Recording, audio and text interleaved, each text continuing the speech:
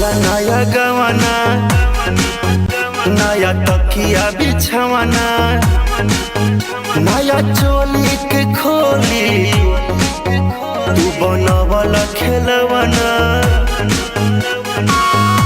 जा नाश कर देला हमर नया नया गवाना, नया तकिया बिछवाना, नया चोली के खोली तू बनवला खेलवाना।